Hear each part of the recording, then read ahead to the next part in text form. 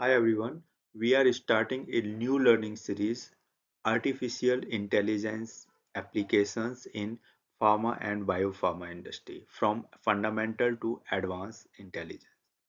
In this first video, we will discuss evaluation of drug discovery from trial and error to intelligence, what intelligence means in pharma context, and pharma value chain overview. Pharma and biopharma are under intense pressure to reduce development time, cost, and improve patients' outcome. Traditional trial and error approaches are no longer sufficient. Artificial intelligence enables faster drug discovery, smarter development, and more reliable manufacturing by learning from data at scale. That's why AI is no longer optional in pharma and biopharma. It's becoming foundation. In the pre-computational era, drug discovery was largely trial and error. Scientists relied on natural product screening, random compound synthesis, and biological testing with limited mechanistic insight.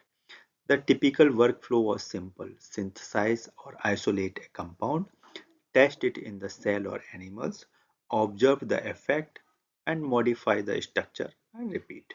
This approach was chemistry heavy but data poor. It depended strongly on individual chemist intuition, where success often hinged on who the chemist was, not what the data revealed.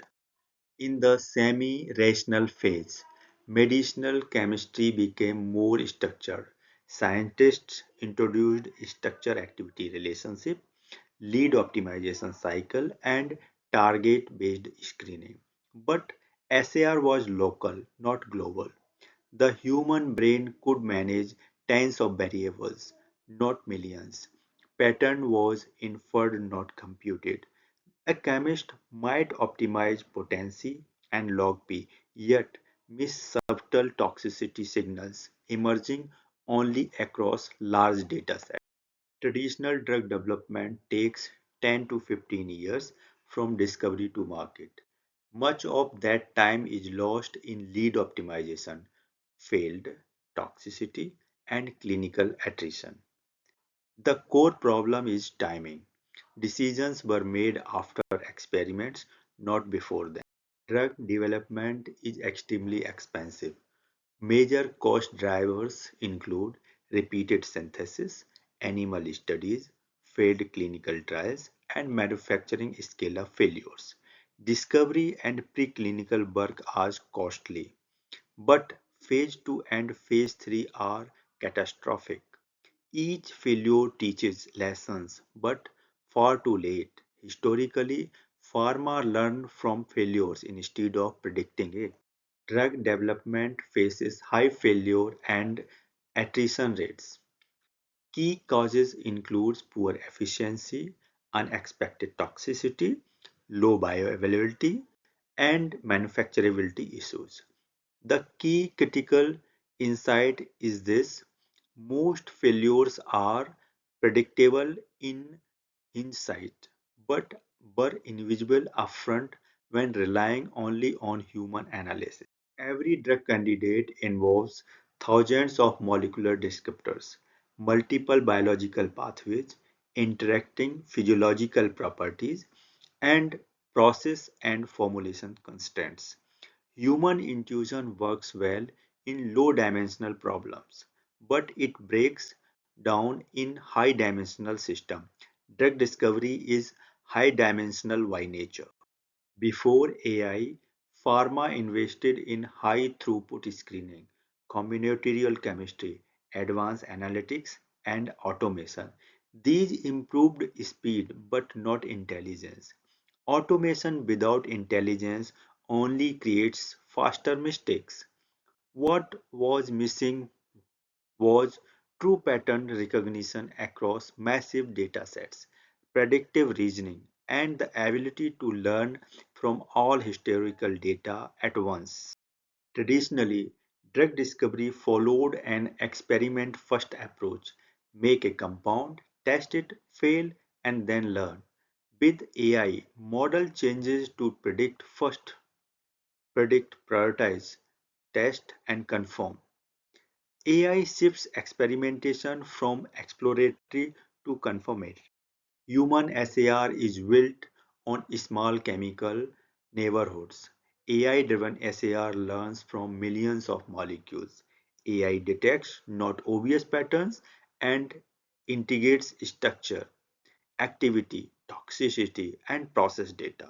For example, AI can flag a metabolite-driven toxicity risk even when the parent compound appears safe. Traditionally, pharma worked in silos: medicinal chemistry, DMPK, toxicity, formulation, and manufacturing. AI breaks these silos through end-to-end learning. It enables cross-functional insight, knowledge transfer between stages, and early prediction of manufacturability and safety. Earlier decisions were often experience-driven. These worked last time, or we have always done it this way. Today, AI enables data-driven decisions, probabilistic predictions, confidence intervals, and risk-ranked choice. AI doesn't replace chemists, it augments human judgment with evidence. This shift is crucial for course positioning. Organic chemists are no longer just molecule makers, they are becoming decision architects, data interpreting scientists, and AI augmented problem solvers. AI empowers chemists to choose better molecule earlier, avoid chemically elegant but clinically doomed ideas, and design synthesis with end-use intelligence. Automation means doing the same thing faster. It executes predefined rules repeatedly without learning. In pharma, this includes robotic synthesis, HPLC autosamplers, LIMS data capture, and high throughput screening robots. The limitation is clear: no learning, no adaptation, no reasoning. Automation speeds workflows, but it also accelerates bad decisions. Automation means doing the same things faster. Intelligence means learning, reasoning, and adapting. Intelligence learns from data, generalizes to new situations, and improves decisions over time. In pharma, this means predicting toxicity before synthesis, learning SAR across projects, and probabilistically prioritizing compounds. The core shift is simple: from executing rules to inferring patterns. Augmentation is the real goal in pharma. Augmentation means AI supports human decision making. It does not replace it. Regulatory accountability, ethical responsibility, and scientific judgment remain human. That's why the best pharma AI systems are chemist in the loop, scientist guided, and explainability focused. The strongest model is human plus AI, not human versus AI. Narrow AI is trained to perform one specific task extremely well. In pharma, examples include solubility prediction models, reaction yield predictors, QSAR classifiers, and image-based cell morphology analysis. Its strengths are high accuracy for well-defined tasks, easier validation, and regulatory friendliness. But its limits are clear. It can't reason beyond its training scope, can't integrate cross-domain context, and can fail silently outside its domain. Narrow AI is powerful but fragile. Domain intelligence, or pharma-aware AI, goes beyond narrow tasks. It understands pharmaceutical contexts, combines multiple data modalities, and respects chemical, biological, and process constraints. Examples include AI that links molecular structure to ADMET and formulation risk, flags manufacturability issue early, and learns from historical project failures. The key difference is simple, not just prediction, but context-aware decision support. Generic AI can prioritize potency while ignoring toxicity, scale-up chemistry, or regulatory expectation. Pharma needs domain intelligence. It penalizes unsafe solutions, balances trade-offs, and mimics expert reasoning patterns. Pharma problems are constrained problems, not open-ended ones. Unlike e-commerce or advertising, pharma decisions affect patients directly. Regulators demand accountability, and errors can cause irreversible harm. That's why fully autonomous AI is not acceptable in regulated pharmaceutical environment. Human in the loop means AI processes and humans decide. AI suggests options, human evaluates them, and final decision remains human. The system then learns from feedback. In pharma, chemists approve AI suggested molecules, analysts verify AI identified impurities, and process engineers validate AI optimized conditions. Human involvement in pharma AI exists at different levels. At low levels, human monitor risk is high. At mid-level, human review and approve risk is controlled. At high level, human decide and AI assist risk is minimized. The higher the human role, the lower the patient and regulatory risk. A truly intelligent pharma AI knows when it's uncertain. It flags extrapolation risks, explains its recommendations, and improves with project feedback.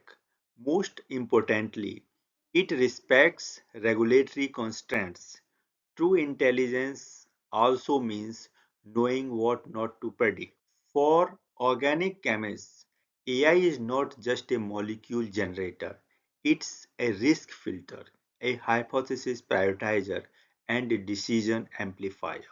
For example, AI may advise not synthesizing a molecule because metabolic risk outweigh potency gains. That's intelligence, not automation. The goal of discovery is to create molecules that can become drugs. Key activities include target identification, hit discovery, and lead optimization.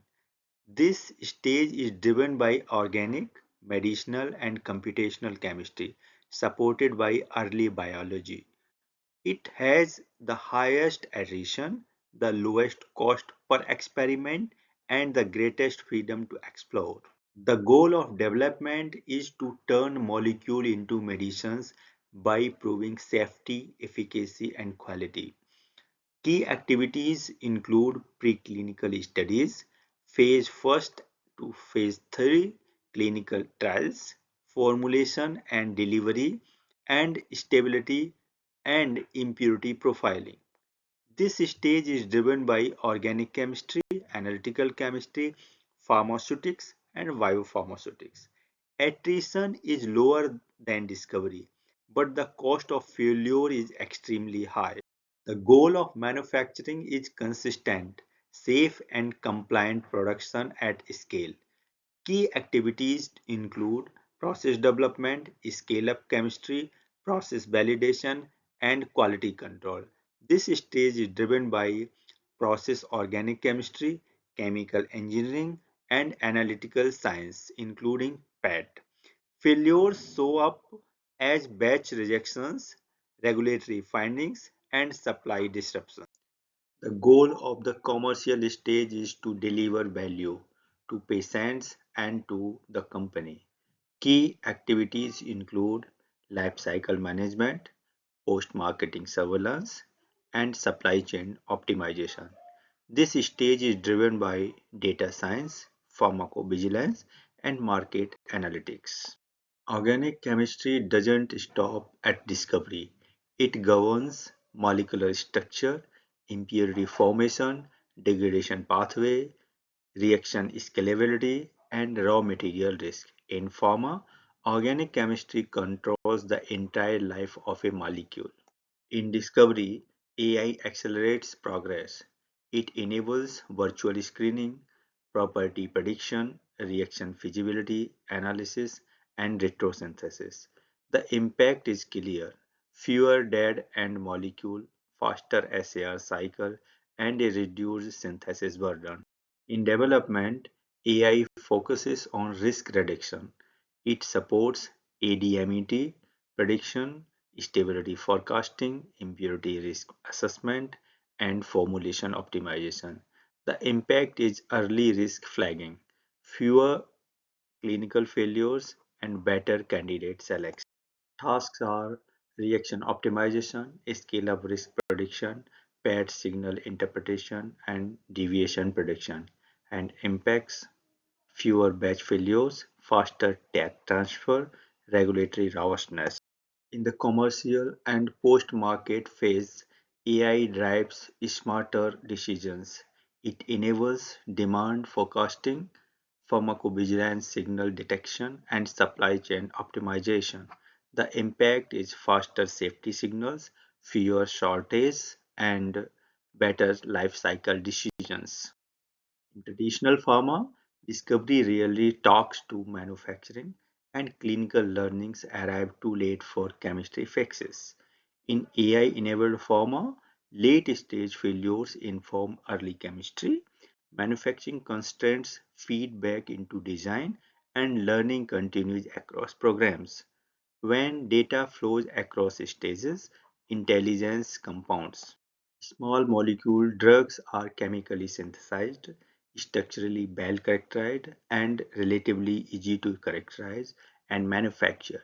Biopharma products like proteins and antibodies are biologically produced, structurally complex, and highly sensitive to process changes. In short, small molecules are chemistry driven, biopharma is process driven.